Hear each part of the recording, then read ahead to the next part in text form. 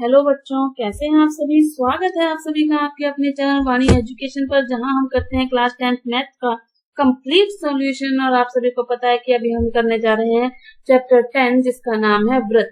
इससे पहले 9 चैप्टर तक हम लोग कंप्लीट कर चुके हैं। यदि आप चैनल पर नए हैं तो चैनल को सब्सक्राइब कर लीजिए और प्ले लिस्ट में जाकर आप क्लासेस को देखकर अपनी तैयारी को मजबूत बना सकते हैं। साथ ही बेल आइकन भी प्रेस कर लीजिएगा ताकि आने वाली क्लास का नोटिफिकेशन आपको मिलता रहे। तो चलिए शुरू करते हैं आज की क्लास चैप्टर 10 के साथ प्रश्नावली 10.1। इसमें देखो व्रत के बारे में है। ये जो हमारा चैप्टर है सारा व्रत। एक व्रत की कितनी स्पर्श रेखाएं हो सकती हैं। तो कोई भी सर्किल है उस पर अनंत बिंदु होते हैं, सीमित बिंदु होते हैं, तो उसके हर एक बिंदु पर स्पर्श रेखा खींची जा सकती है। हर एक बिंदु पर स्पर्श रेखा खींची जा सकती है। तो अपने इस तरह से ये बिंदु है यहाँ, ये बिंदु है यहाँ, हर बिंदु पर स्पर्श रेखा खींच सकते हैं। इसका मतलब एक वृत्त की कितनी स्पर्श रेखाएं हो सकती हैं? अनंत। कितनी हो सकती हैं? अनंत स्पर्श रेखाएं हो सकती हैं। ये बात समझ में आई कि अनंत कैसे हुई? ठीक है। नेक्स्ट देखो, किसी वृत्त की स्पर्श रेखा उसे रिक्तिस्थान बिंदुओं पर प्रतिच्छेद करती है। किसी वृत्त की स्पर्श रेखा उसे कितने बिंदुओं पर स्पर्श करेगी? प्रतिच्छेद केवल एक बिंदु पर। एक बिंदु पर एक स्पर्श रेखा खींची जा सकती है। एक बिंदु पर एक स्पर्श रेखा खींची जा सकती है। तो एक बिंदु पर प्रतिच्छेद करती है, स्पर्श करती है। वृत्त को दो बिंदुओं पर प्रतिच्छेद करने वाली रेखा को, अगर कोई बिंदु इस तरह से कोई रेखा दो बिंदुओं पर यहाँ पर प्रतिच्छेद कर रही है, यहाँ भी प्रतिच्छेद कर रही है, तो उसे हम कहते हैं छेदक कहते हैं। क्या कहते हैं? छेदक कहते हैं। छेदक रेखा कहते हैं। डन। एक वृत्त की रिक्त स्थान समांतर स्पर्श रेखाएं हो सकती हैं। जैसे ये वृत्त है, इसके सामने बिंदु ये वाला है, तो एक ये स्पर्श रेखा और ये दोनों समांतर होंगी, तो कितनी समांतर स्पर्श रेखाएं हो सकती हैं? दो समांतर स्पर्श रेखाएं हो सकती हैं। समझ गए इस बात को? एक वृत्त तथा उसकी स्पर्श रेखा, एक वृत्त है उसकी स्पर्श रेखा के उभयनिष्ठ बिंदु को स्पर्श बिंदु कहते हैं। क्या कहते हैं? स्पर्श बिंदु कहते हैं। ठीक है। स्पर्श रेखा के बारे में आप समझ गए कि स्पर्श रेखा, एक वृत्त पर अनंत स्पर्श रेखाएं हो सकती हैं। एक स्पर्श रेखा एक बिंदु पर बनाई जाती है। एक वृत्त में दो समांतर स्पर्श रेखाएं हो सकती हैं, और जो दो बिंदुओं पर किसी वृत्त को काटती है उसे छेदक रेखा कहते हैं। और ये वृत्त की क्या होती है? त्रिज्या। ठीक है। स्पर्श रेखा और त्रिज्या के बीच में हमेशा 90 डिग्री का कोण बनता है। स्पर्श रेखा और त्रिज्या के बीच में हमेशा कितने डिग्री का कोण बनता है? 90 डिग्री का कोण बनता है। ये चीज हमारे आगे बहुत काम आने वाली है कि एक स्पर्श रेखा और एक त्रिज्या के बीच में कितने डिग्री का कोण बनता है? 90 डिग्री का कोण बनता है। तो अगर इतना समझ में आ गया तो चलें आगे। चलिए, लेकिन उससे पहले क्लास को लाइक जरूर कर दीजिए, शेयर कर दीजिए, बेल आइकन प्रेस कर लीजिए ताकि आने वाली क्लास का नोटिफिकेशन आपको मिलता रहे। और हाँ, अपना नाम और जगह का नाम कमेंट बॉक्स में जरूर लिख दीजिए। जल्दी कीजिए। तब तक अपने चलते हैं नेक्स्ट क्वेश्चन पर। अपना नाम लिख दीजिए और जगह का नाम। नेक्स्ट क्वेश्चन देखिए। 5 सेंटीमीटर त्रिज्या वाले एक वृत्त के बिंदु P, 5 सेंटीमीटर त्रिज्या वाले। ठीक है। तो सबसे पहले अपने क्या बनाएंगे? एक वृत्त जिसकी त्रिज्या कितनी होगी? 5 सेंटीमीटर। ठीक है। ये वृत्त के बिंदु P पर स्पर्श रेखा, ये बिंदु P है, इस पर हमने क्या किया? एक स्पर्श रेखा बना दी P Q।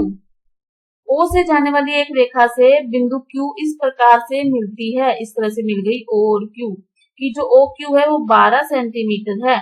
तो PQ की लंबाई ज्ञात कीजिए। ये अपने को ज्ञात करना है। तो देखो, सबसे पहले मैंने आपको बताया था कि जो स्पर्श रेखा होती है और जो त्रिज्या होती है उसके बीच में कितने डिग्री का कोण बनता है? 90। तो आप ध्यान से देखोगे तो ये समकोण त्रिभुज बनेगा। क्या बनेगा? समकोण त्रिभुज बनेगा। तो हम सबसे पहले क्या करेंगे? त्रिभुज OPQ में, त्रिभुज OPQ में पाइथागोरस प्रमेय लगाएंगे। पाइथागोरस प्रमेय आप लोग पीछे से पढ़ के आए हैं और हम अच्छे से जानते हैं कि पाइथागोरस प्रमेय क्या होती है। अगर नहीं पढ़ी है तब भी हम आपको बताएंगे। पाइथागोरस प्रमेय क्या होती है? कर्ण स्क्वायर बराबर आधार स्क्वायर प्लस लंब स्क्वायर। कर्ण कौन होता है? 90 डिग्री के सामने वाली जो रेखा होती है वो कर्ण होती है, यानी कि OQ कर्ण है, ये वाली है ना। और आधार अपने ये जो जहां पर दो कोण बन रहे हैं त्रिज्या, यानी PO आधार है और PQ लंब है जो अपने को निकालना है। ठीक है। OQ कितना है? 12। 12 का वर्ग बराबर PO कितना है? 5। 5 का वर्ग प्लस x की स्क्वायर। 12 का वर्ग कितना होता है? 144। 5 को 5 का वर्ग 25, इधर आके क्या हो जाएगा -25 बराबर x की घात 2। 144 में से 25 गए तो 119 बराबर x स्क्वायर। अब स्क्वायर हटाएंगे, x स्क्वायर हटाएंगे तो सामने वाली संख्या का क्या हो जाएगा वर्गमूल, यानी x बराबर आ जाएगा वर्गमूल 119 सेंटीमीटर। तो आपको कौन सा ऑप्शन इसमें सही दिखाई दे रहा है? ऑप्शन नंबर डी इसका सही आंसर आएगा। इंपॉर्टेंट क्वेश्चन है, अच्छा क्वेश्चन है, एग्जाम्स में कई बार पूछा जाता है। ठीक है, तो याद रखना है आपको पाइथागोरस प्रमेय लगाकर इस क्वेश्चन को सॉल्व करना है। कर लेंगे पाइथागोरस प्रमेय, कर्म स्क्वायर बराबर आधार स्क्वायर प्लस में लंब स्क्वायर। डन। चलिए नेक्स्ट क्वेश्चन देखते हैं हम। एक वृत्त खींचिए और एक दी गई रेखा के समांतर एक ऐसी रेखा खींचिए कि उसमें से एक स्पर्श रेखा हो और दूसरी छेदक रेखा हो। तो सबसे पहले आपको क्या करना है, मैं एक वृत्त बनाना है, मैं स्टेप बाय स्टेप बताऊंगी। एक वृत्त लेना है हमारे पास जिसका केंद्र बिंदु O है और एक रेखा लेनी है इस तरह से।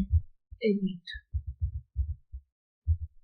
वृत्त बना लिया हमने, ठीक है ये, और हमने एक रेखा ले ली AB जो दी गई रेखा हम मानेंगे।